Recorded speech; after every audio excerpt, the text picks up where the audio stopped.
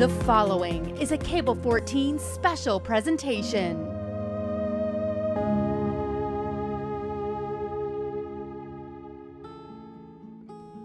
The city of Hamilton is situated upon the traditional territories of the Erie, Neutral, Huron-Wendat, Haudenosaunee, and Mississaugas. This land is covered by the Dish with One Spoon Wampum Belt Covenant, which was an agreement between the Haudenosaunee and the Anishinaabe to share and care for the resources around the Great Lakes. We further acknowledge that this land is covered by the Between the Lakes Purchase in 1792 between the Crown and the Mississaugas of the Credit First Nation. Today, the city of Hamilton is home to many Indigenous people from across Turtle Island, known as North America. And we recognize that we must do more to learn about the rich history of this land so that we can better understand our roles as residents, neighbors, partners, and caretakers.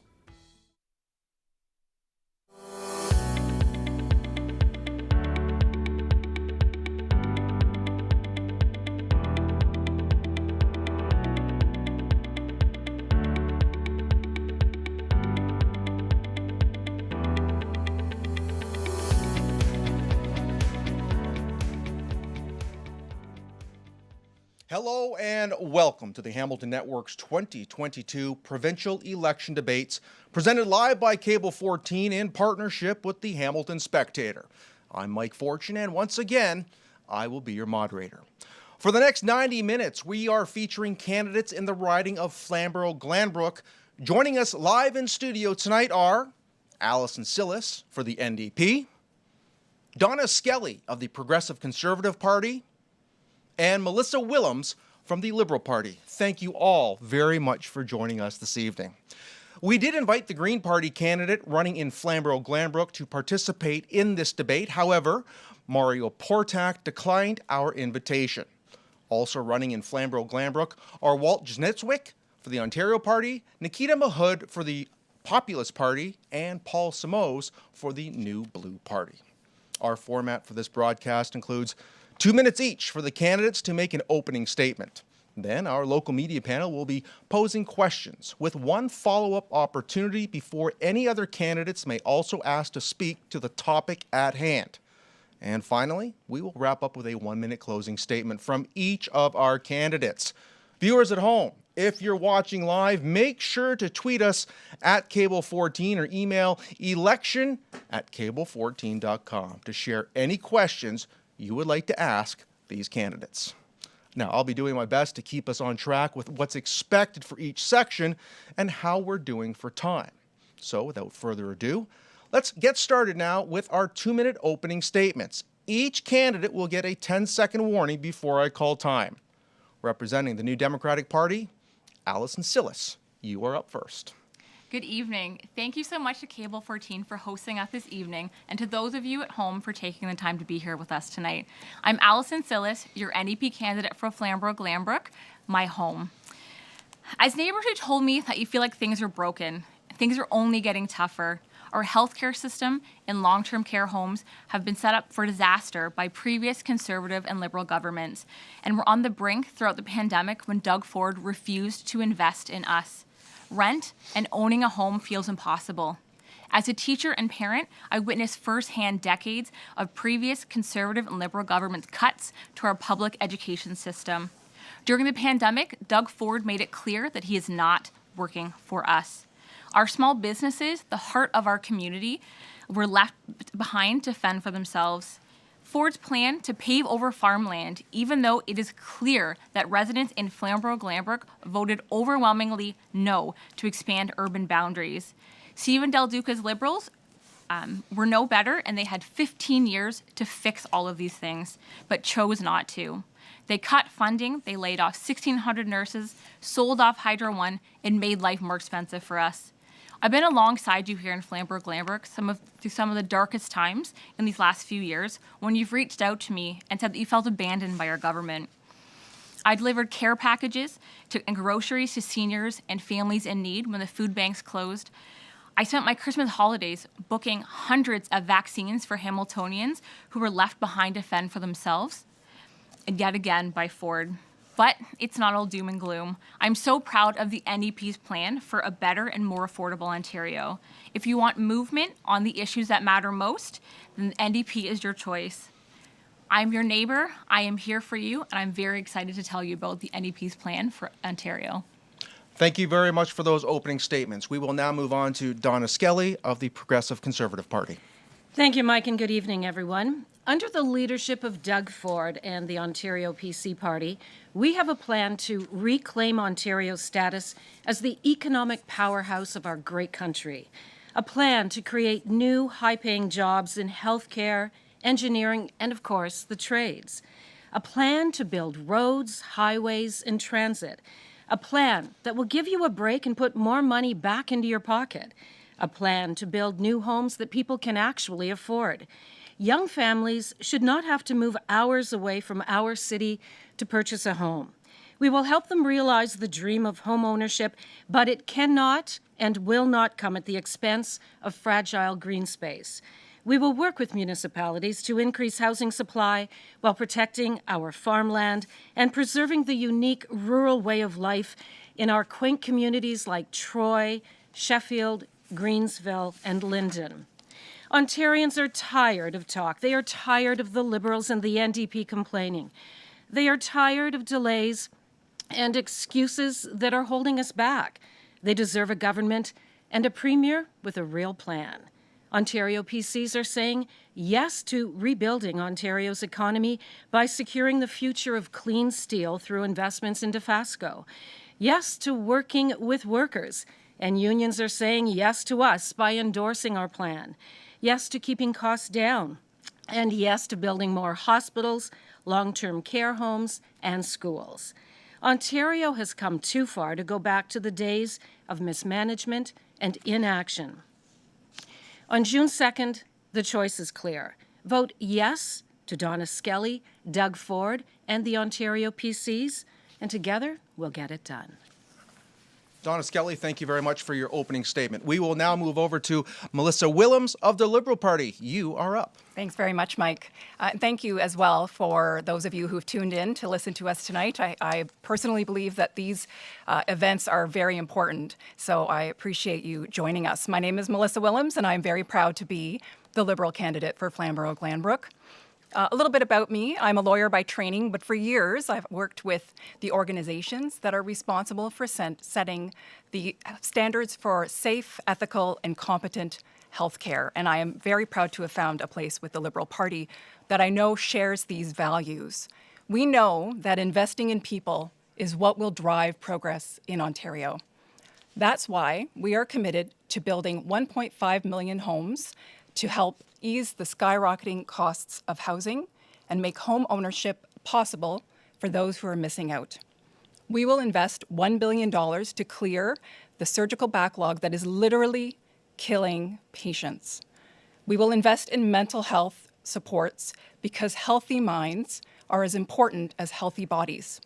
We will cap class sizes at 20 for all grades and eliminate mandatory online learning. We will respect our seniors by ensuring that those who want to age at home can, and those who can't will have safe, quality care in publicly funded, long-term care and assisted living homes. And unlike the Conservatives, we will ensure that not one more senior dies alone and neglected in a long-term care home. And finally, no amount of highways will matter if we neglect our future. We will support businesses and homeowners to transition to green energy, encourage people to leave their cars at home, expand the greenbelt that Liberals created, and work with farmers to maintain and modernize local farming. We will also respect the decisions of municipalities and local conservation authorities. We called our platform a place to go for one reason.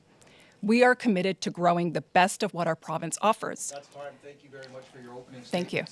To all of our candidates, we will now be moving on to our local media panel, and it is time to bring them up. With us for this debate are Tevye Morrow of the Hamilton Spectator, and of course we have Rick Zamprin of 900 CHML, Bobby Herstovia of CBC Hamilton, and of course Jason Gaidola from CHCH, and Val Cole from Cable 14's The Hamilton Network. Each of our panelists will be choosing a candidate to answer a question They'll have the chance to ask one follow-up after the response, and then we'll open up the question to any of the other candidates here who may wish to speak to it.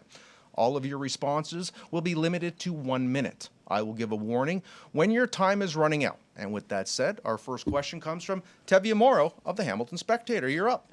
Thanks very much. I'll direct my first question to PC candidate Donna Skelly.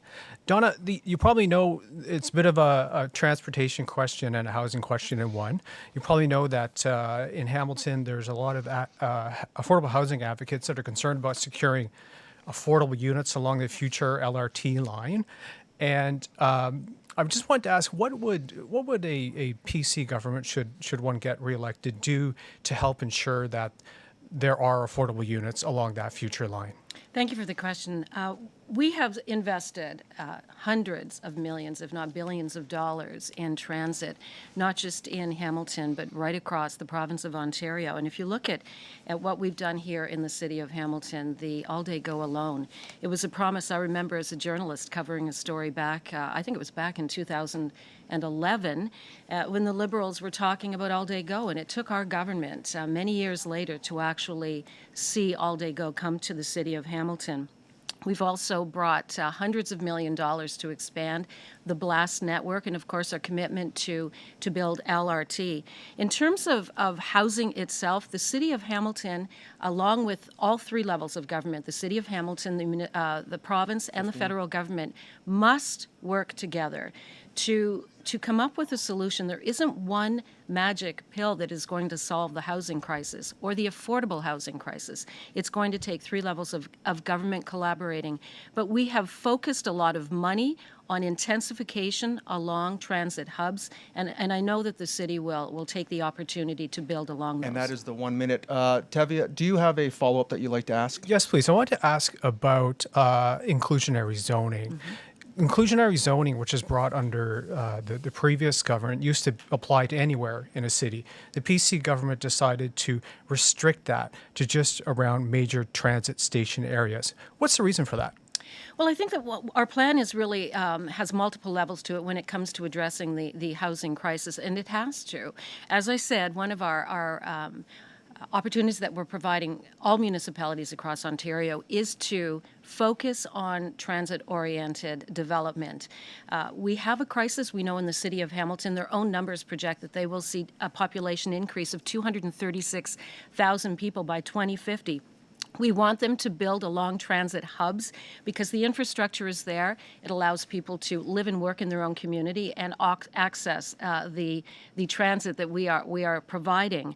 But I think we have to take a number of tactics in order to tackle this particular crisis. It's not just going to be resolved around transit hubs. We have to build all kinds of housing in order to provide housing for young people so they don't have to drive hours away from the city of Hamilton, so they can realize the dream of home ownership. There isn't one solution that will fix this housing crisis. It will take, as I said, all levels of government. At this point, we are now going to open this topic up for everyone on the panel, specific to the question by Tevye. Who else would like to respond to this?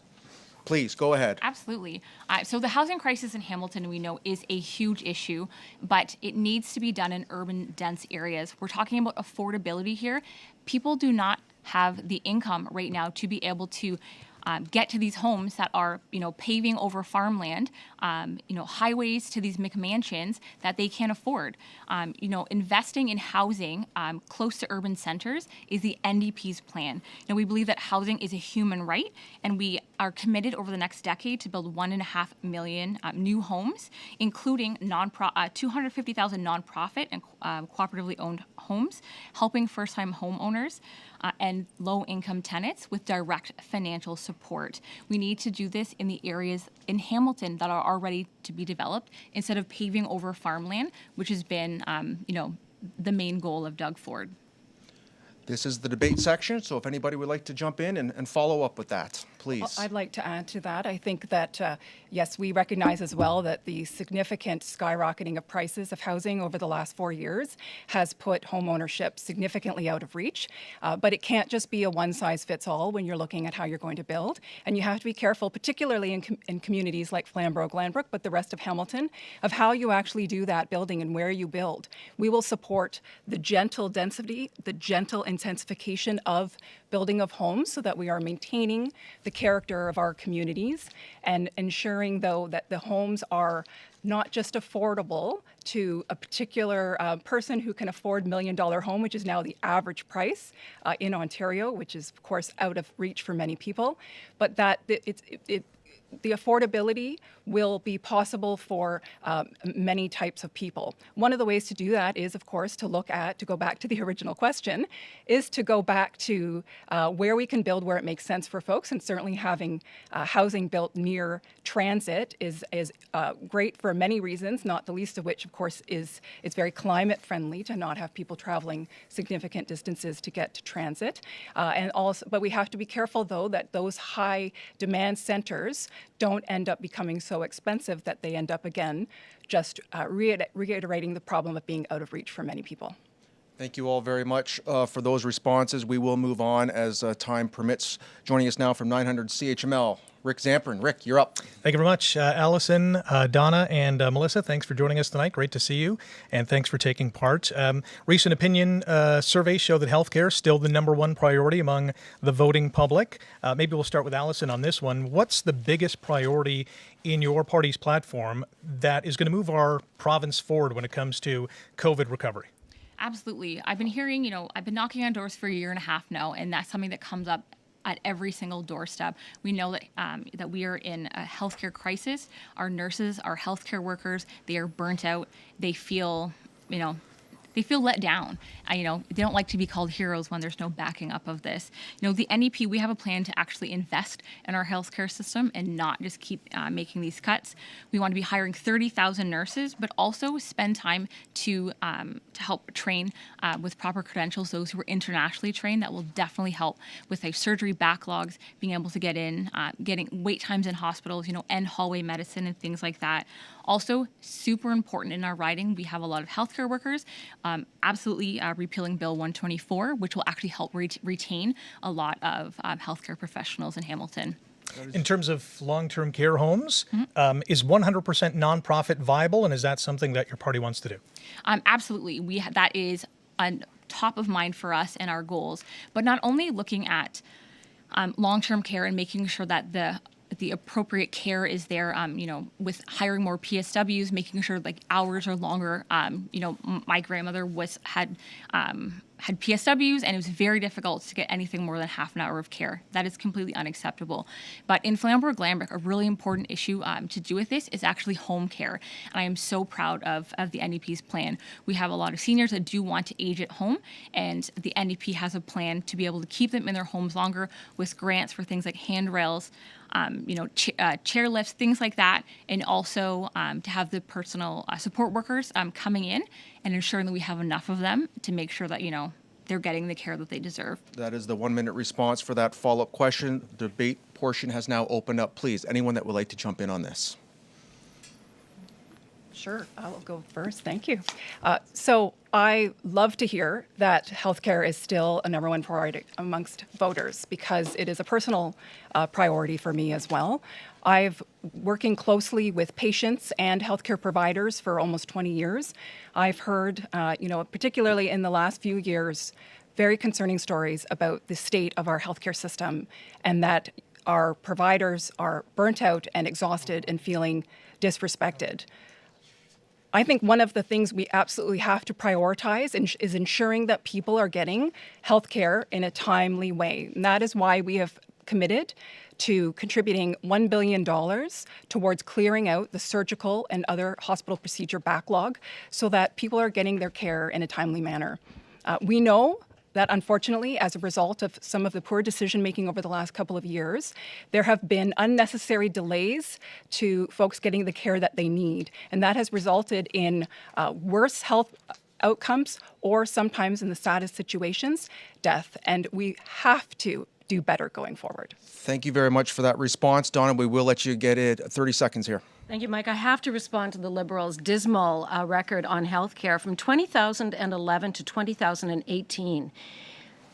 The Liberal government, the previous Liberal government, created 600 long-term care beds across the province of Ontario. 600.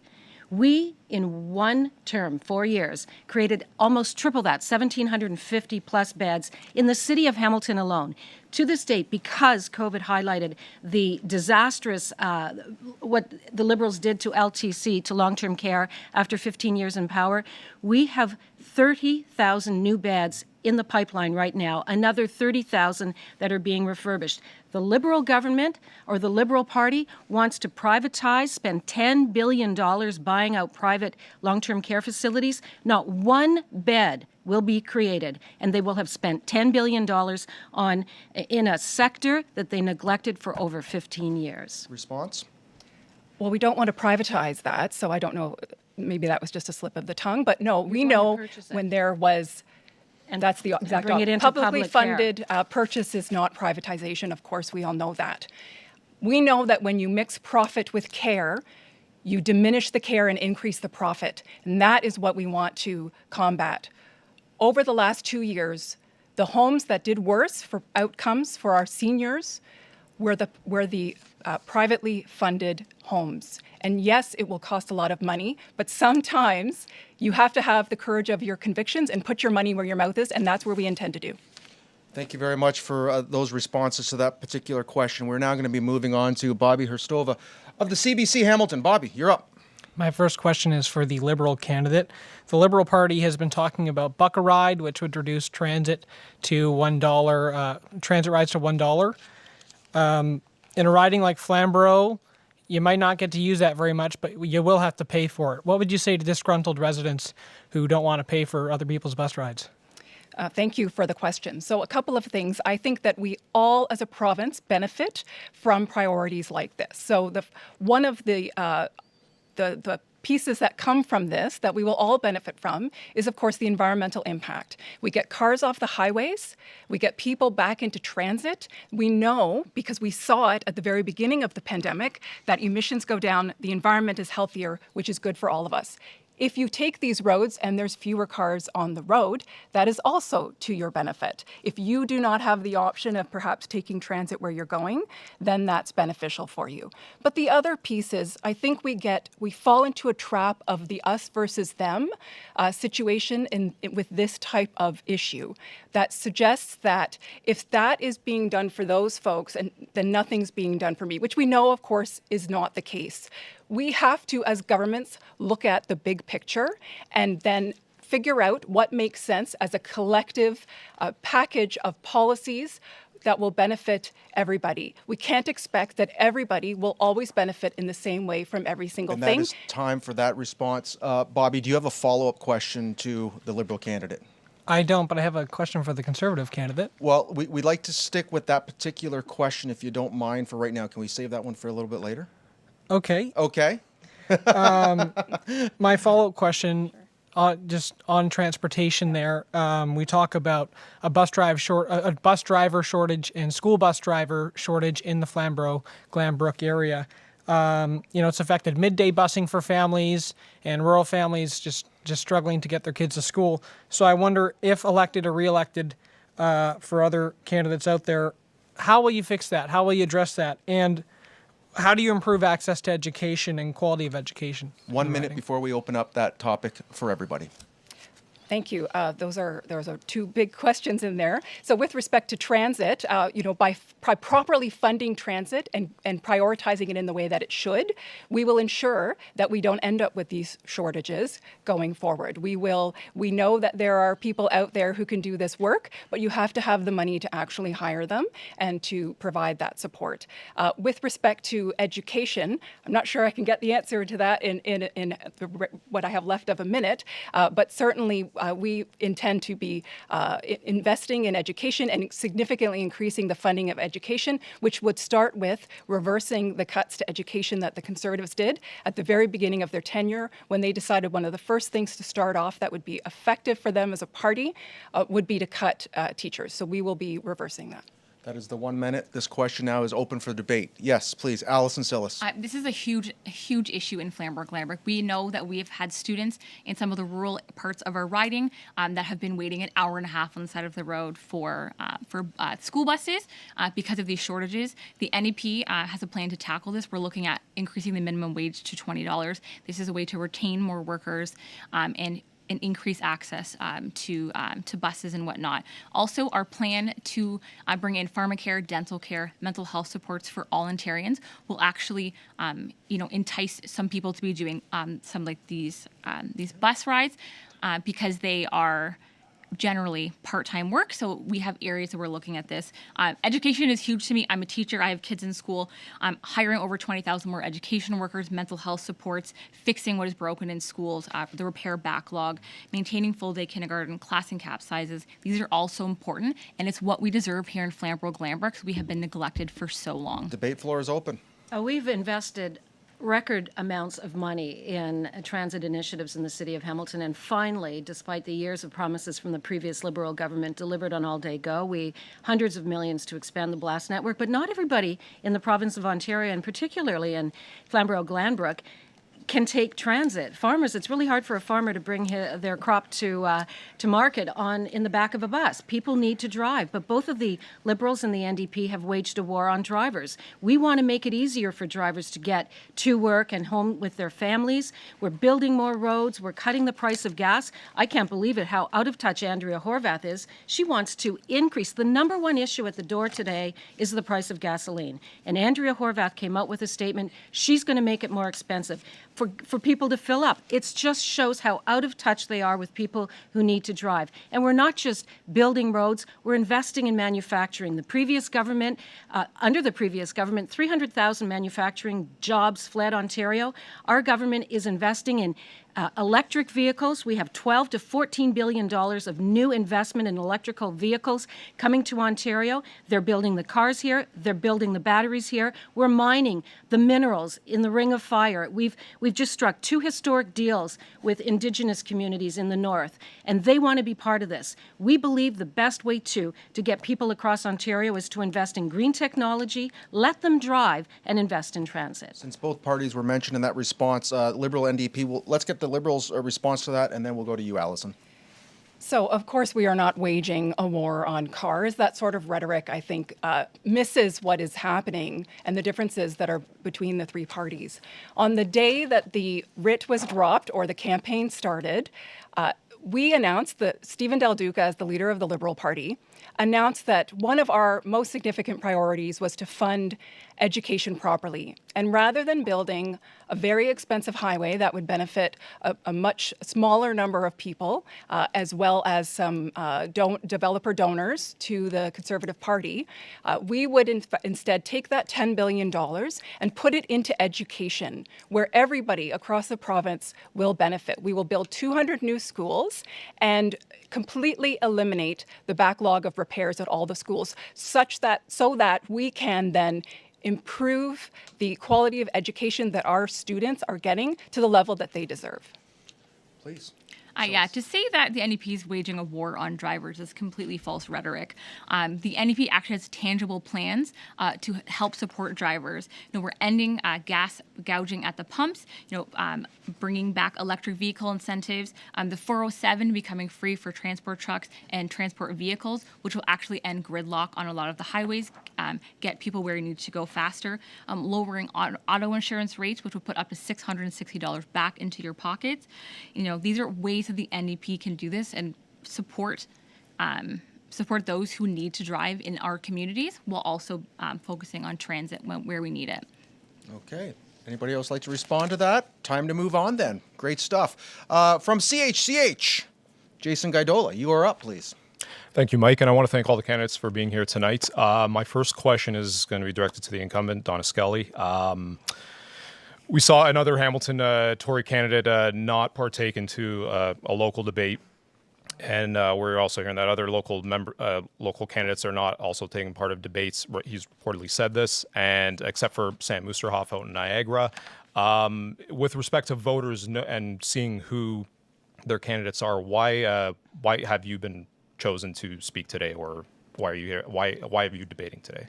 Well, I'm here to speak to the people of Flamborough, Glanbrook, because I want them to understand that we believe that another 4 years under Doug Ford will help us complete some of the projects that we initially started in our first term. And I know that after knocking on thousands of doors, a lot of them want to see us back at the helm because they realize we have a job to do. But I'm here to talk to the people of Ontario. I'm here to talk to the people in Flamborough, Glanbrook, to tell them about our plan, to create high-paying jobs. You know, we saw, as I said just a while ago, under the previous Liberal government, hundreds of thousands of jobs fled the province of Ontario. If you drive anywhere in Ontario today, you'll see a help wanted sign because our economy is on fire. We have people that want to get into the trades, get a good paying job in the trades, healthcare, in schools. We're building more roads. We're not ashamed of building roads and infrastructure. It was neglected by too many years under the previous government. We want to get things done. That's why I'm here tonight, to speak to you, to share our platform, our plan, and to speak to the people of Flamborough, Glanbrook. Follow-up question, Jason? Yeah, follow up again for Donna. Were you directed to take part of this debate, or was this by choice? Oh, this is by choice. I wanted to debate. I loved talking to the people of Flamborough, Glanbrook, whether it's at the door. And as I said, I've been speaking to them through the pandemic. I've been speaking and reaching out to them, knocking on doors for the past 4 years, reaching out to them virtually during the pandemic, calling them during the pandemic. And this is just another opportunity to share our plan on why it's important to give Doug Ford and the Ontario Ps another mandate. We will open this now up for debate. I'm sure our other candidates would like to respond to this, and it is for debate. Yes, please, Sure. Melissa. I'll respond. So I will give credit to Ms. Skelly for being here. But I think what we've seen with other Conservative candidates across the province not attending their debates is a symptom of this government's lack of interest in being accountable for their decisions over the last 4 years, which is particularly concerning given what we have gone through and are still going through with the pandemic. If you are a government that cannot require your candidates to attend, then how can you expect the people of Ontario to elect you as a government? You have to have the courage of your own convictions. Ms. Hillis?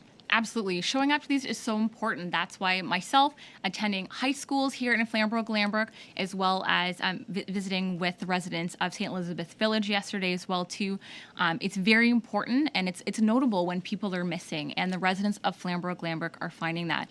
But it's so important to show up daily. I live in this riding. This is my home. This is my community. I promise to be here every day for you. This isn't a photo op for me. This isn't a fly by the night and come in before. This is my home. This is so important. And, you know, this is a way to show up for you, and I will continue to do so. Ms. Skelly, response to either of your competition? That's fine. You're good? Yep. Okay, wonderful. I think we will then continue on. Jason Guidola from CHCH, thank you very much. We do appreciate that. Did anybody else have any follow-up to that? No? We're good? Okay. I think we're going to be bringing up Val Cole now from the Hamilton Network. Val, your question, who you're directing it to, please. Well, this question is for Donna. It's from Dr. Sally Palmer, chair of the Hamilton Social Work Action Committee. She asks, the PC party has committed to increase by 5% the monthly amount of the Ontario Disability Support Program and to link further increases to inflation. There was no such promise made to increase the monthly amount of Ontario Works. If elected, how would you respond to rising inflation being experienced by these two groups? Thank you for that, Val, and thank you, Sally. I know her quite well. We have many discussions, believe me, over the course of the past 4 years. In fact, I recall it during a snowstorm where I went and we piled a bunch of women in the car, and we went off to a local Tim Hortons to talk about issues that matter very much to her and to members of her community. We have committed to increasing ODSP by 5%, but we're also trying to make, and I said this is part of our initial platform, and it's for all Ontarians. We have to make life more affordable. We are seeing, inflation that is really hurting young families, hurting all families, hurting seniors, hurting people right across Ontario. And we have brought forward a number of initiatives even before the writ was dropped. For example, and I want to, once again talk about the NDP, but we believe that the price of gas at the pumps is just simply it's too high. And so we have committed to reducing the cost of gasoline by at least 10 cents a litre. On the other hand, the NDP wants to restore that tax. I mean, it just shows that they're so out of touch with the average family. When the Liberals were in power, they introduced, which was by far the worst public policy ever brought forward in the history of Ontario, the Green Energy Act. The skyrocketing energy rates caused companies to flee Ontario. We saw manufacturing decimated. People were actually choosing between eating and heating their homes. And that was a direct result of an energy program brought forward by Stephen Del Duca, who is sitting at the table alongside Kathleen Wynne. These are the kinds of things that we know are facing all Ontarians, and we're bringing forward many initiatives so that it's a little bit more affordable for them as we navigate these historic inflation rates. I'd like to bring the other candidates in, NDP first, and followed by the Liberals. Please, Alison. Absolutely. To say that the NDP is out of touch with the average family here in Flamborough, Glanbrook couldn't be further from the truth. I'm hearing constantly that we know affordability is an issue, and the NDP has ways to be doing this. Increasing the minimum wage, creating green jobs here in Flamborough, Glanbrook, looking at post-secondary education, which has become so out of touch for so many. As a teacher, I find it so difficult to say to my students, work hard, you'll be able to live your dream, when I know that's not been the reality for so many of them. Looking at affordable homes, these are all ways that we can be helping those who need it the most. And as I mentioned, our dental care, our pharmacare plan, these are all ways to tackle a lot of these affordability issues that are going on. And I'm really proud of what the NDP has in plan for, the average family here in Flamborough, Glanbrook, which is what I'm a part of. Melissa? I'd like to go back to the original question because I think it's a group that we often talk about very briefly and give lip service to and then very quickly move on. And I think that's a strong disservice to our community members who are on ODSP or Ontario Works. We have committed to raising the funding for both groups by 20% over the next 2 years. One thing, though, we have also committed to do is to be constantly reviewing and improving as needed on our policies. We spent 2 years, the Liberal Party spent 2 years consulting with thousands of folks across Ontario, including here in Flamborough, Glanbrook, about what we needed to do, how we needed to do it, and how we needed to pay for it. And we made sure that one of the priorities in our platform is that we don't leave the most vulnerable behind. And I'm here because I want to make sure that we are giving a voice to those people who are often silenced. Please. I have to say that, I want to push back a little bit because under the previous Liberal government, there was no voice for these people. We brought in the 5% increase. It was the largest increase in more than a decade. And don't forget, the Liberals were in power at that time. We also increased social assistance by $1.2 billion in our first full year in government. That's almost $1 billion more than the previous Liberal government in their final year, 2017 and 2018. We brought in the LIFT credit, the low-income workers tax credit. It provides up to $850 million to almost 2 million low-income Ontarians, and $1 billion through the Social Services Relief Fund to help vulnerable Ontarians access affordable housing and social services. We also introduced legislation to increase ODSP rates, tying them to inflation. So we've been very clear, as has our Premier. We always want to take care of our most vulnerable, and we're going to ensure greater access to better jobs, better paychecks, and more money in their pocket. Would we like to continue to debate this or move on? We're going to be moving on. Okay, and again, thank you very much to Val Cole with a question that came from one of our viewers, submitted by tweeting us at Cable14 on Twitter, or of course emailing election@cable14.com. We have another round of questions if our candidates are ready for it. And of course, it's nice to bring back from the Hamilton Spectator, Tevye Mora. Tevye, you're up. Thanks very much. I'll direct this question to the NDP candidate, Alison. I'm sure you're aware, a few years ago we had a massive sewage spill in Hamilton. It went into Trudeau Creek and Cootes Paradise. I'm just wondering what your party would do should it form the government to help prevent another sewage spill like that in the future. Yep, absolutely. This is an area that is actually front of mind for a lot of the residents in Flamborough, Glanbrook, because the climate is so important. We've had the Liberals talk a good game for 15 years and not change anything, and it's very obvious that the Conservatives have a anti-climate agenda. So our Green New Democratic deal wants to be looking at the environment, ensuring that there's inspections and that these protections are being able to take place to prevent such spills and to be protecting our wetlands and our water. You know, in Flamborough, Glanbrook, we actually, unfortunately, have capped off abandoned oil and gas wells, which a lot of people don't actually realize. 10 of them are in Hamilton, 5 of them are in Pembroke alone. 1 of them is uncapped. So we need to bring some regulations to make sure that homes are safe, that families are safe, and we don't see an incident like what happened in Wheatley, Ontario. I want to ask you about highways and bridges. The Progressive Conservative government has placed an emphasis during this campaign on how they're going to build highways and bridges. This morning, I think, or today, we heard Doug Ford say the NDP says no to building anything. And I want to ask you to respond to that, but also I want to ask you, what would the NDP do to deal with congestion on our highways? Absolutely. The NDP is all for building where it's appropriate and to those who need it the most. Looking at our affordable housing plan, to be, like I said, bringing 1.5 million affordable homes over this next decade. That's the way that we can be helping those. But in Flamborough, Glanbrook, the environment is so important. We have a huge chunk of the green belt here, and we know that residents do not want the urban boundary expansion. Overwhelmingly, residents here voted no for that expansion. They do not want highways through their farmlands. They want it protected, and the NDP has a full commitment to be doing that. Thank you very much for that response. We are now going to open this up to the rest of the panel here, and of course, both were brought up. Donna? I have to talk about, because obviously the NDP didn't, my colleague from the NDP didn't answer the question about building roads, because they don't want to build roads. People in these, both the Liberals and the NDP, don't want to recognize that there are people that live in rural Ontario that need to drive. I drive back and forth from Toronto daily, and I'm telling you, the traffic congestion is unbelievable. And families and drivers are stuck in gridlock.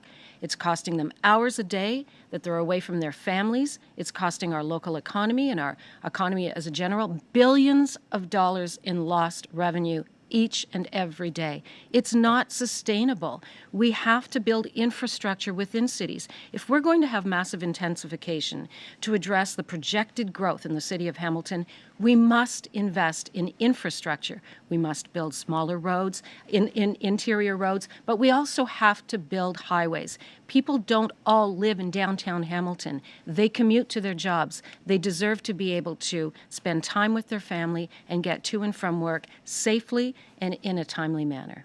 Melissa, please. I think it's deeply inaccurate to refer to the Liberals as not having done anything with respect to climate, pollution, the environment. We created the Greenbelt that these other 2 candidates rightfully speak very highly of and express our desire and need to protect. There was a report that came out this morning about the Conservative record on the climate and environment, and it found that the Conservatives have done more to stop or reverse environmental protections and climate change measures than they've done to actually addressing them. Our climate cannot survive continued efforts to erode our natural green belts as well as our air. I have to jump in, and we were talking about roads, but under the previous Liberal government, they didn't build any roads in Ontario, and that's why we see the congestion that we see here in Ontario today. It was 15 years of sitting and doing nothing, and now we, once again, form government and have to clean up the mess left by the previous Liberal government. But let's talk about the Greenbelt. The Liberals opened up and carved up the Greenbelt 17 times, and they took away 350 acres while they were in power. We believe in protecting it, and we are going to grow the Greenbelt. But how do you stand for, you're claiming that you're protecting the Greenbelt, yet you're wanting to come in with Doug Ford's message to pave over, to expand urban boundaries, knowing that that is not what the residents of Flamborough, Glanbrook want. I live here. This is my home. I talk to my neighbors all the time about this. We do not want urban boundary expansion in Hamilton. And for you to say that you were for green space and all of that, we know that that's not true, because you're saying that you want to expand the urban boundary and go against what the City of Hamilton, the residents want, and also what our councillors have voted to keep. I just have to clarify, and you need to. First of all, I don't want to do anything. The City of Hamilton has to put forward a plan to accommodate their own numbers of projected growth of 236,000. But you have to look at the plan. You probably don't understand, but there's no greenbelt in it. There's no greenbelt. It's not being touched in any of the urban boundaries. So before you make these allegations, it's important to understand. Take a look at the boundary. Take a look at the planning that the city is putting forward. It's not even close to the greenbelt. Nothing that the city has put forward would open the greenbelt. So it's imperative that you take a look. It's called a white belt, and I'm not saying do it. It's not what the city's putting forward. Yeah, it's what yes. your government wants to put forward. No. That's We're the talking difference. about, you mentioned the greenbelt.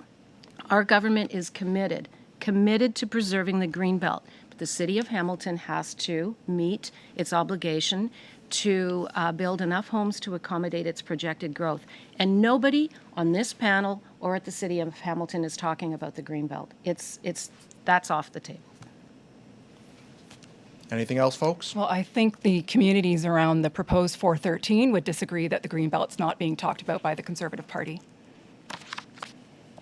Okay, we will leave it at that. We will continue on with our questions. Thank you very much for that lively debate. Joining us back from 900 CHML, Mr. Rick Zamperin. Your question, please, sir. Kind of surprised that gas prices were about halfway through and gas price finally came up. So last Donna, PC leader Doug Ford promised a gas tax cut the last time around, 4 years ago. It didn't happen. Will a temporary gas tax cut, and what he's proposing a 5.7% cut between July 1st and the end of the year, will that gas tax cut happen? We've already implemented a 4-point-something% gas tax cut. It came in April. We are going to be bringing in another gas tax cut July 1st, and I want to position that against what my colleagues on either side are proposing. I mean, we have parties that believe in supporting the carbon tax, and the carbon tax is so unfair to Ontarians today. I mean, we know we're seeing these record prices at the pumps, and both of the leaders of the Liberal and the NDP believe in supporting the carbon tax. I mean, if we could do one thing for Ontarians today and drivers today, it would be to eliminate, at least temporarily, the carbon tax. But I remember being in the legislature, and one of the candidates, he's an incumbent and he's running for the Ontario NDP. He wants the largest carbon tax in the country. Actually, in North America, 39%. He's the member for Ottawa Centre. I mean, this is the kind of nonsense. You cannot continually tax people to pay for these outrageous promises that the members from both of the other parties are proposing, not just tonight, but that we've seen from their leaders. Follow-up? Yeah, as a follow-up, one way to beat gas prices is to jump into an electric vehicle. The Ford government canceled the electric vehicle rebate program after taking power.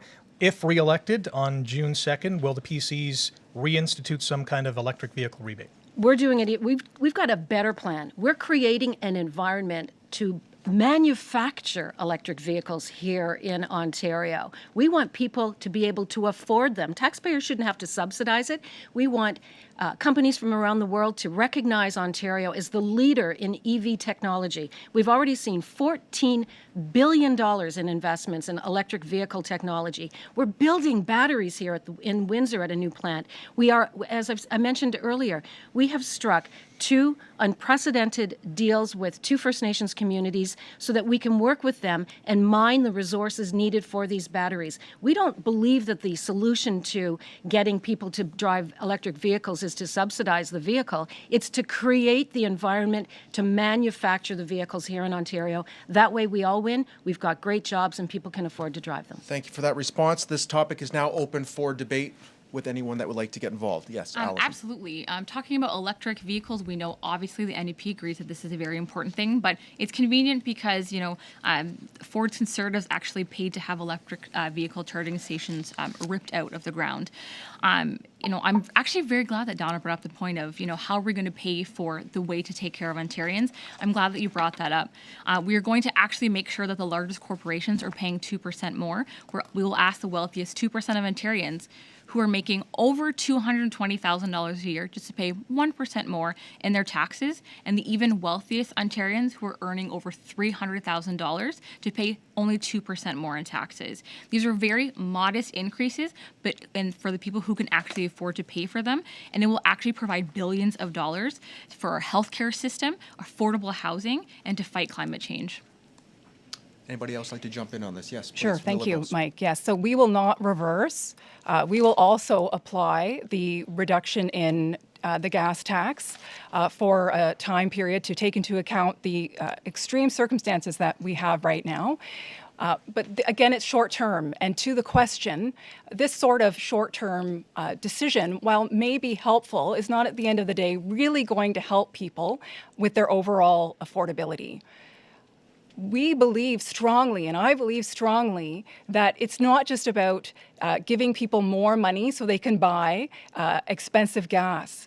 The electric vehicle rebate that we would put into place to reverse the decision by the Conservatives to remove it will help people more than just having them built here in Ontario, because we know things can leave Ontario before they get purchased by us, but by providing this rebate so that people can better afford to buy a vehicle that will work for them as well as for the environment. And yes, one of the first things the Ford Conservatives did coming into power was to tear out existing vehicle chargers if you want to get a glimpse of the environmental vision that this government has. Thank you very much. Donna, I you'd just like have to to respond? to my friend from the NDP and again, the plan. The NDP, their solution to everything is tax, tax, tax, tax, tax. We don't want to take more money out of your pocket. We know it's expensive to live right now. Inflation is going through the roof. We are creating jobs. Under the previous Liberal government, 300,000 people left. The manufacturing jobs left. Today, we have hired 550,000 more people than the day we took office. Our economy is on fire. We don't have enough people to fill the jobs. That's how we pay for things. We build a great economy and we allow companies to hire people and pay them good wages. Follow-up responses to this? The NDP will not be taxing the everyday Ontarians as claimed. As I mentioned, only those making over $220,000 a year. When you're talking about jobs and, help wanted signs, we need an actual affordable minimum wage, and that's why I'm glad that the NDP will be implementing the $20 a day minimum wage. Mentioning the trades and education, the Ford government made all these cuts to education, and unfortunately, the trade programs in high schools here in Flamborough, Glanbrook, were the ones that were affected by these cuts. So I'm glad that the NDP has a plan to invest in education, bring this back, which will also help with the workforce one day. Thank you all for those responses to that particular question. We are now going to be moving on to Bobby Rostova of the CBC. Bobby, your question, please. My question is for the Conservative candidate. You mentioned ODSP and raising that up by 5%. That would take the average monthly payment of roughly $1,100 to $1,155. The average rental price for a one-bedroom unit in Hamilton, if you're renting, is roughly $1,500. Can you live off $1,155? And how do we know that the PCs will follow through with that promise? Well, as you mentioned, yes, we are going to be increasing ODSP rates by 5%, and that's a $425 million increase across the board. Again, it is the largest increase in the past 10 years. We have also introduced the LIFT tax credit. It's called the Low-Income Workers Tax Credit, and it provides up to $850 to 1.7 million low-income Ontarians, providing $1 billion through social service relief fund. Look, we know it's difficult to find affordable housing in Ontario. And as I said, I wish there was one thing that we could all do to solve the crisis tomorrow. It isn't. It's not going to happen. We have to work with the not-for-profit sector. I work with Indwell very closely. They're an amazing organization that works with some of our most disadvantaged in the city of Hamilton. We have to work with the municipalities, and we have to work with the federal government to come up with a solution to provide housing, not only housing I call affordable housing and housing people can afford. I think that some are subsidized and some is not, but the solution isn't going to, we're not going to arrive at a solution tomorrow. It's going to take a lot of work, and it's going to take effort from all three levels of government. Bobby, follow-up question? Yeah, this is once again for you, and for anyone else who wants to weigh in on this one, I'd love to hear your answer. We're not very far from the former Mohawk Institute Residential School. We've heard the Survivors Secretariat ask for money from the province. They asked for $9 million over 3 years. They got a fraction of that, I think 1.3 if I'm correct. But I want to know, what does reconciliation mean to you and your party? And can you give us some concrete examples of how you actually would reconcile and move that forward? Well, I think in what we've invested in the Indigenous curriculum, for example, in our schools, we launched Ontario's first update to the Indigenous Studies curriculum for grades 9 to 12, students in grades 9 to 12, and that was since the first time it's been upgraded since the year 2000. And this was developed in consultation with Indigenous peoples across Ontario. In 15 years, the Del Duca Wynne Liberals never once managed to update this curriculum, despite the fact that they had, we've heard from so many of our First Nations communities about the Truth and Reconciliation Committee recommendations, etc. And like all Ontarians, I think we were all heartbroken by the news of the unmarked graves that were found across the country. But we do work with Indigenous communities right across Ontario. And one of the things that I think I'm really proud of is the fact that we have these two historic deals in Northern Ontario. When I say Northern Ontario, I'm talking about the Ring of Fire, which is 500 kilometers north of Thunder Bay. We're talking about the north of Northern Ontario.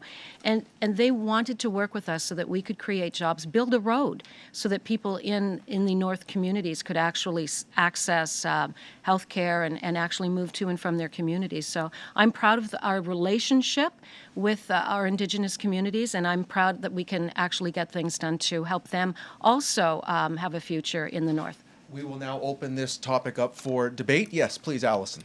This is such an important issue. We've known for decades and longer. We still have Indigenous communities that are on boil water advisories. We have children who have never known what it's like to get water out of their taps clean.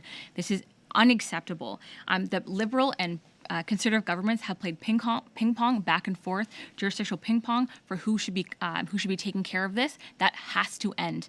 The NDP will work will continue, should I say, to work with First Nations communities and community-led solutions for housing, for healthcare, and for clean drinking water. And we'll actually implement the recommendation of the Truth and Reconciliation Commission, as well as the United Nations Declaration on the Rights of Indigenous People.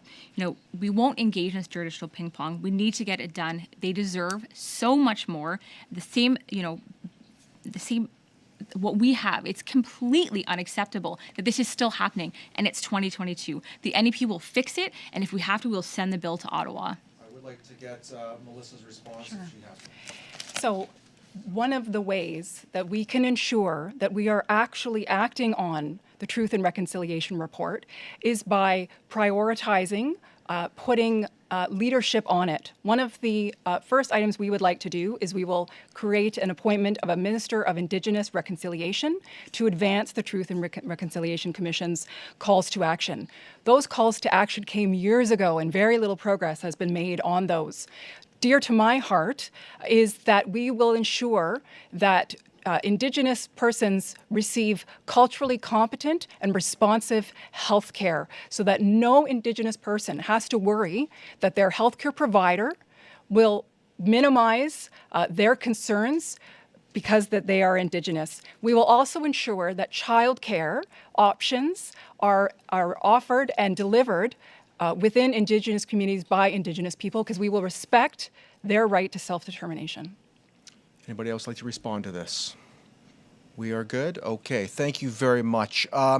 Candidates in the Flamborough-Glanbrook riding who were not invited to participate in tonight's debate, they were given an opportunity to record a statement for inclusion in tonight's broadcast. Now, before we continue with more questions from our media panel, here is the pre-recorded statement from the Populist Party candidate, Nikita Mahood.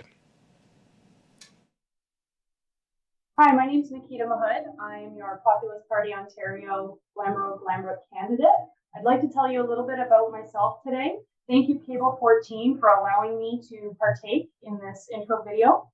I wear many hats. I'm a mother. I'm a McMaster Economics student, third year. I am a school bus driver, a community outreach leader. I'm responsible for the creation of Raise Up Your Neighbor food drive-through in the summer of 2020. I've been in leadership roles in community housing in the Golden Horseshoe.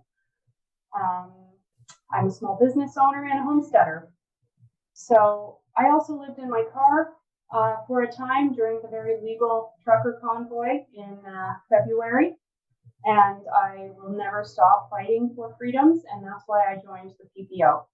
So a little bit about the PPO. We are a social enterprise party. We're grassroots and we have no politicians. Whether or not we get seats or are elected, we will continue to educate and advocate for small government and self-sustainability. We want to teach sovereignty, and we want to support people in their choice first and foremost, and support the charter and make sure that it is not ever infringed upon again. Some of our policies, we would do away with mandates. No more mask mandates, no more vaccine mandates. We will support choice always. As far as housing prices, we would fight that by banning foreign ownership. When billionaires buy up properties from other countries, it artificially inflates our housing prices. In education, we would like to inject the trades fully into high school. We want to teach high school students with HVAC specialists to build passive thermodynamic heat systems for seniors. We would scrap the carbon tax.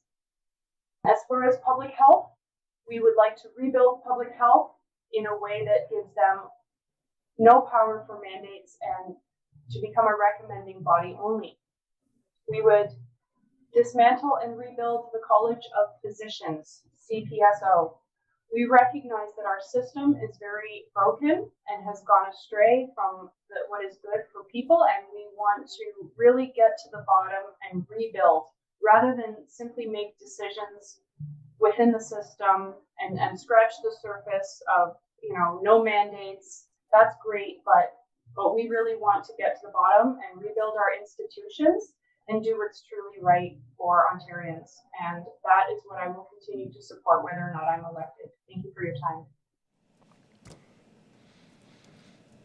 Thank you very much for that. Now, I want to mention for our viewers, if you miss any part of this broadcast or want to see candidates from the other Hamilton area ridings, you'll find the full schedule and all of our debates on demand at cable14.com, free for public viewing, all courtesy of Cogeco and Rogers. And don't forget, if you're watching live, make sure to tweet us at Cable14 or email election@cable14.com to share any questions you'd like to ask our candidates. As we continue our time with these candidates from Flamborough-Glanbrook, let's return to questions from our media panel, and we welcome back from CHCH, Jason Gaidola. Thanks, Mike. My next question is directed to incumbent candidate Donna Skelly. Donna, there's obviously been major concerns, circling back to urban boundary, there's been many concerns that if elected, a PC government could overturn and expand the urban boundary. And obviously, you've been reportedly quoted saying that even if you do intensify the core, specifically the downtown core, you could max it out and there has to be a reasonable outcome. Clearly, that's signaling that there would have to be an expansion if there is some sort of reasonable outcome if you're going to meet projected growth rates. So my question to you is, if elected, will the PC government appeal at the Ontario Land Tribunal in that scenario? Well, first of all, we don't have a plan in front of us. There hasn't been a plan presented to the City of Hamilton. I know that they are looking at what they can do. We have given municipalities across Ontario the tools to concentrate a lot of the housing along transit. We talked about it earlier, along the transit initiatives, such as the West Harbour GO station, along the LRT, and along the any of the hubs, because we believe that's really where most of the concentration should go for intensification of housing. But we haven't seen a plan. I am adamant that I will, work with the city to make sure that our farmland, our farmers in Hamilton, Flamborough, Glanbrook, they contribute over $2 billion annually to our economy. And we have to preserve our farmland. We have to preserve, as I mentioned earlier, our charming communities like Greensville, like Sheffield, like Troy. We want to preserve that rural way of life. But it's up to the city to figure out, how do you accommodate 235,000 people? The numbers that they're using are their own numbers. It's their projected growth. We have to wait and see what the plan is. Follow-up question, Jason? My follow-up is to the candidates. Similar question: if in the event of a dilemma, like how do you see your party addressing the possibility of an urban boundary expansion? Why don't we go to Melissa to start this one off? Thank you. So we will respect the decision that was made by the Hamilton Council, as well as the thousands of people in Hamilton, to respect the current urban boundary. We have no intention of appealing that or requiring the city to go beyond that. We will work with the municipalities to ensure that there is a sufficient supply of affordable housing. And with sufficient wherewithal, we strongly believe that you can do both. You can build enough houses and maintain your green space if you are prepared to listen to all of the different types of stakeholders you need to listen to, housing advocates and the farmers and others here in Flamborough, Glanbrook, who've been working so hard to maintain the green space, white space, green belt, whatever you want to call it. We will collaborate and continue to collaborate, as we've done over the last 2 years in developing our plan, with all relevant stakeholders, so that we can, in fact, it turns out, have our cake and eat it too. We can build housing through gentle densification within the existing urban boundary, while also respecting the space that makes this particular riding, as well as the rest of Ontario, that as beautiful as it absolutely is. Because when we talk about the urban boundary in Hamilton, we know that it's Flamborough Glanbrook that is really at the heart of that discussion. So it will be very important as an MPP for this riding to ensure that that's respected. As this question from Jason is open to everybody, let's go to Allison, and then we can open it up for more debate. Absolutely. This is my community. I live here. This is so important to me because I know I'll be directly affected by this as well. The NDP, we believe in restoring communication and building back that trust with municipalities, working with the City of Hamilton, and bringing back some integrity to land use planning. Affordable housing and responsible build is the most important way to do that. As I mentioned, Flamborough Glanbrook residents voted overwhelmingly no. They do not want to pave over our farmland. There are ways to keep our farmers, our green space safe and protected, but also tackle the housing crisis and whatnot. Once we pave over the farmland, we know that it's gone. Hamilton City Council and the people of Hamilton have had their say. We're not here to be helping developer buddies and things like that. The NDP is not here to bully municipalities either. We're here to work together and actually represent the people of Flamborough Glanbrook. Open for debate. Anybody like to add on to this? Okay, we will continue on with our next question. Coming to us from Cable 14's Hamilton Network, Val Cole. Thank you, Mike. This came through to us on election@cable14.com. Mark has this question directed to all of our candidates tonight. There have been incidents of students being jumped, and knives and guns are a common occurrence in the schools. What is being done about the violence in our area high schools? Let's go with Donna here on this one to start, and then each candidate will have their opportunity. Well, we've been working with our school boards. We've had some horrible situations, not just in Hamilton, terrible situations, not just in Hamilton, but in a lot of our urban areas. And we have to make schools safer for students and for staff and for teachers. And it's, it's very difficult. Mental health supports have to be provided. We've brought in, nurses into the schools because over the past 2 years we've seen a significant increase in children who are struggling with mental health issues. I also think that we need to reach out to our community and really lean on our community members who work with troubled youth. A few years ago, I was working, actually speaking to some of the police officers who work in the Guns and Gangs unit, and introduced me to a man who works with students on an intervention level. They want to reach out and form relationships with kids before they are attracted to gangs. I think that's one solution. I think we really do have to work with our community partners to figure out why kids are turning to drugs, to knives, and to weapons.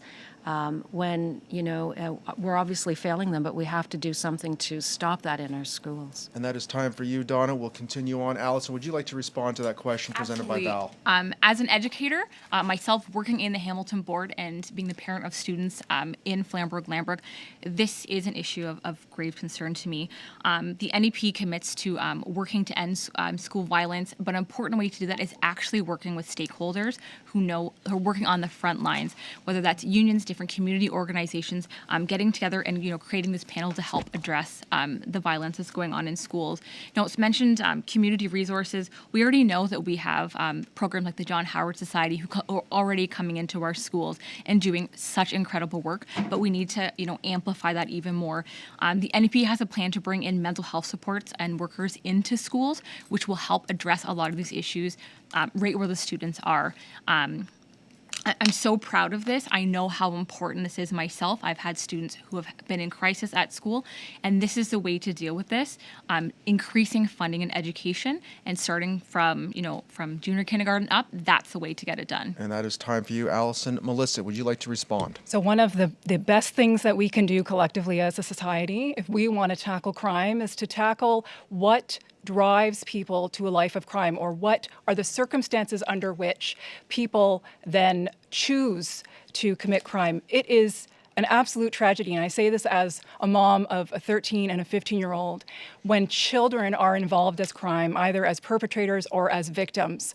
And we must look at how do we structure a society to ensure that nobody feels that picking up a gun and picking up a knife is actually a useful, productive thing to do. We will be ensuring that there are appropriate mental health supports in every single school, so we can provide support and divert kids before it gets to that stage. But I don't want to overemphasize that, because I don't want to give into the narrative that people who commit crime, that people who have mental health problems commit crime, because we know overwhelmingly that's not the case. And I don't want to add to that stigma by the emphasis on mental health supports. But we also... Melissa, our time is wrapped up for that particular response. Thank you very much. I think we will continue on, as we do have a little bit of time left. So we're going to try to get another round in, time permitting. Tevye Morrow from the Hamilton Spectator, he is back for another question to our candidates. Thanks very much. I'll ask the Liberal candidate. Melissa, for some years now, there's been something called the Safe Streets Act, which the previous Liberal government decided that they would not repeal. I think the NDP wanted to repeal it, and I think the Progressive Conservative is supportive of the act. And basically, it allows law enforcement to ticket and charge people who are panhandling, and advocates say, this is cruel legislation. People who are out there trying to survive end up with these tickets they can't afford to pay under any circumstances. What would a Liberal government, should one be elected, do with that legislation? So I think over the last number of years, there has been growing awareness of how criminalizing poverty is counterproductive. It's an injustice on our most vulnerable members, and it's not actually helpful if you're talking about how do we encourage people not to engage in the types of activities that this sort of legislation is intended to tackle. One of the hallmarks of our platform that we want to ensure that we do, if we are fortunate enough to form government on June 2nd, is to ensure that our police force is more diverse and more representative of the people in the province, because we know that when you have more diversity, more representation, you actually end up with better policing. And so that is one of the most important things that we can do in order to ensure that policing is more responsive to the actual things that policing should be addressing. And that's time for that. We will open this up for debate if anybody else would like to now get involved. Please. Absolutely. I think it's so important to look at the reasons why these people ended up panhandling in the first place. No one should ever be in a position where they need to stand on the side of the road and be asking for money. The NDP has a plan to help address this through affordable housing, 30,000 units alone, just to help the unhoused and those dealing with addictions issues. Bringing in mental health care to OHIB, dental coverage, and as I mentioned, affordable homes. These are all ways that we can actually help address these issues at the root. I wanted to address, if I may, the comments about supporting and having a more diverse police force, which I absolutely agree with. I'd like to see more women. I'd like to see more people of color, et cetera. But when you constantly beat up your police force and tell them that they're not valued, it discourages people from actually wanting to become a police officer. And right now, one of the big challenges, and I know this, I was speaking to the recruitment officer, I was emceeing the Hamilton Police retirement dinner, and I was talking to the recruiting officer, and he said it's very difficult to find young people who want to enter the profession. I mean, we know there's a shortage of workers in almost every sector in Ontario, but in policing in particular, and I think it's shameful, we have to support our men and women who put their lives on the line and go out and to keep us safe. And I think it's important that we give them that support. I'd also like to see more interaction with police officers and young people so that they can develop relationships and address some of the issues we talked about earlier, and perhaps even consider a career as a police officer. I'm being told that we would like to move on to our next question. Thank you all for those responses to that particular one. Back from 900 CHML, Mr. Rick Zamperin, you're up. Thank you. Hopefully you can let your guard down with this one. It's a bit of a softball, but I think it's an important one too, and we'll go with Melissa first on it. We have 3 women on this panel, 3 amazing women who are taking part in running for in this election. What is your message to young women, young girls who may be watching this thinking, I want to get involved in politics? What's your message to them? Well, first, I'd say do it, because it is one of the most important things that we can actually do individually and collectively is to get involved in politics. So I also, of course, noted that we have 3 women here, and I think regardless at the end of the day, we will end up with a woman MPP for this riding of Flamborough Glanbrook, which I think is excellent. Get involved. Use your voice. Figure out what your own values are, and you can start doing that at any age. My kids are 13 and 15, and I swear sometimes I think they know themselves better than I know myself. Know yourself, what's important to you, and then figure out where your own personal values align with. Which party, if you want to get involved in party politics, speaks to you the most. But also, it's important to remember all of the other organizations out there that actually are a very important complement to the political parties. All those grassroots organizations, of which there are many in Flamborough Glanbrook. We've been talking a lot about green space. There are many excellent grassroots organizations in Flamborough Glanbrook with respect to green space. But whatever is important to you or you care about, you can find an organization so that you can use your voice to push progress forward. Thank you very much for that. We'll go with Donna, finish off by Allison. Donna. I think I would say it's a wonderful opportunity, and you can make such a difference in so many people's lives. But start at school. Run for city council or run for student council and get involved so that you understand that there is an effort. You have to campaign, you have to organize. It's not easy. People that first get into politics are usually really surprised at what you have to do in order to put together a campaign, and you need volunteers and you need to speak to people. So start when you're young and get involved at a school level. I think it's a really good opportunity to see if this is something that you're interested in, and more importantly, don't be afraid of failure. Because if you're afraid to fail, you're not going to take a chance. And stay off social media. it's not worth it. Just stay off social media. I'm just so proud of I think the way we engaged here this evening, it was very civil, and it's a wonderful way, but when you go on social media, it's a totally different game, and it's not for anybody, and I just worry about our next generation Thank you very much have for to that, live in Donna. that world. Thank you. We would like to get Allison in before we get to our next question. Very quickly, Allison. Yep. This is something that came up when I was visiting Southfleet High School. Don't be afraid to put yourself out there. Ask for the support. You have so many resources around you without even realizing it. If you would have asked me 10 years ago, even though I've always been a huge advocate, if I would be standing here today, the answer would be a hard no. I ask for support from those around you. You have more power in your voice than you realize, and never ever forget that. Get involved in organizations that are of interest of you, find like-minded people, but know that you have people in this community who are here to support you and here to guide you. And I'm so proud of the potential that can come out of Flamborough Glanbrook here. Wonderful. Thank you very much for that. We have about 3 minutes left for some Q&A, so to our panel asking questions, keep them brief along with our answers. Bobby, you are up next from the CBC. This is for the Conservative candidate. You talked about how your party wants to work with municipalities, build trust, work together. When asked about if you'll expand the urban boundary or not, the city said they don't want to. You didn't really give us a clear answer there. We don't have a plan. They haven't put anything forward. We're waiting on a plan. I think ultimately people want to see housing built where it needs to be built, where it can be built, and to accommodate the projected growth. We also have to make sure it's affordable. One of the things we are doing with the City of Hamilton and all municipalities is giving them the money and the tools to build faster. If you think about the cost, when you drag your heels and you don't give a permit to a construction project and it drags on year after year after year, that price escalates. We've seen the price of wood go up, steel, etc. Housing that could have been built 2 years ago is probably double the cost today. So we want to work with municipalities to make sure that they can build homes faster. And that is time. Quickly open that up for debate. If anyone would like to respond to Donna's. Yes, please, Absolutely. Allison. We know that Ford has been bullying municipalities, city councillors, and they've really broken their trust. The NDP is here to bring back that connection. To answer pointedly, the NDP will not be supporting the urban boundary expansion. We're here to support the Greenlands.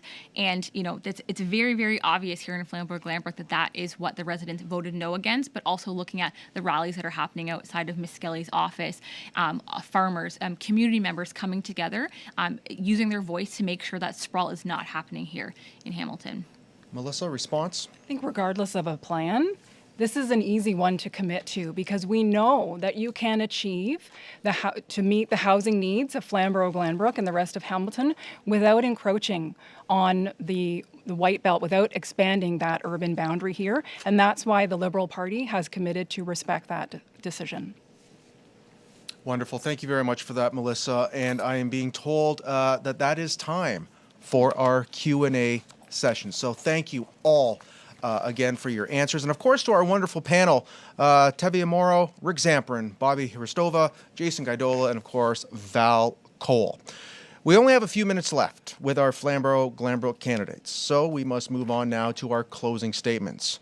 Going in reverse order from our opening, you each have 1 minute, starting with Melissa Willems for the Liberal Party. Thank you, Mike, and thank you for those of you who've stayed with us throughout this entire time. Campaign can be tough. I think you've heard some allusion to that over the last hour and a half. And when I'm wondering about why did I throw my life up in the air to do this, I am reminded of the conversations that I've had with healthcare providers over the years about the challenges in our healthcare system, the folks in long-term care who were exhausted and burnt out and feeling abandoned by the Ford Conservatives, struggling with wondering how they were going to ensure that their patients got the care that they need.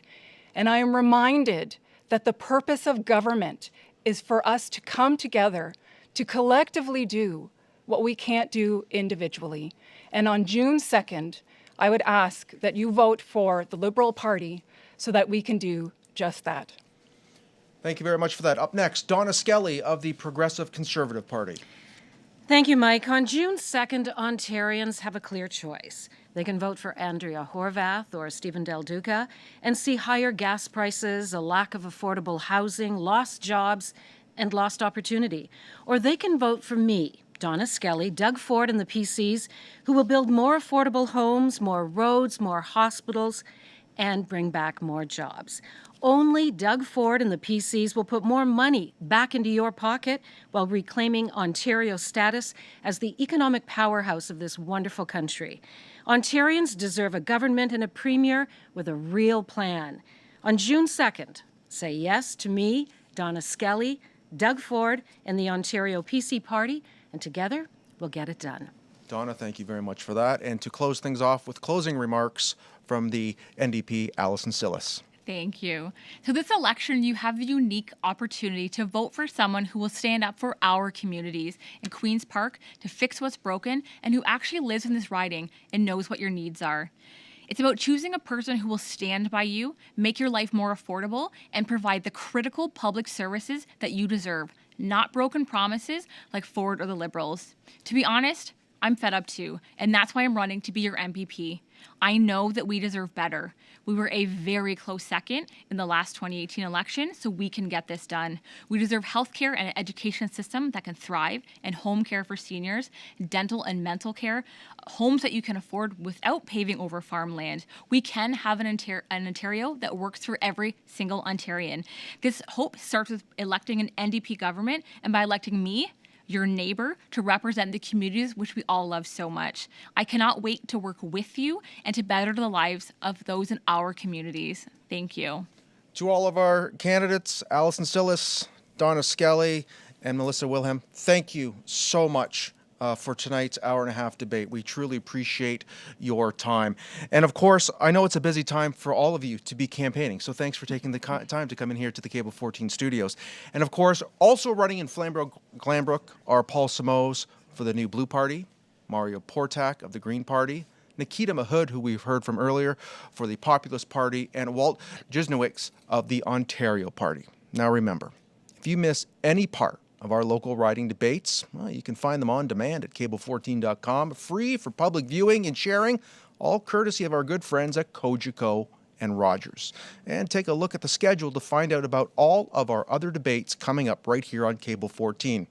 Now, Hamilton, regardless of who you support, please take the time to vote on or before Thursday, June the 2nd, when polls will be open from 9 a.m. to 9 p.m. And of course, advanced voting dates and locations can also be found online now at elections.on.ca using your postal code.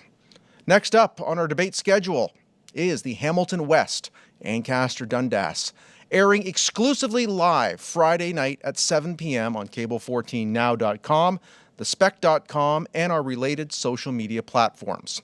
It will also be repeated on our main channel over the next week, as the Hamilton Bulldogs are continuing their deep playoff run, hosting Game 1 of the third round Friday night against the North Bay Battalion.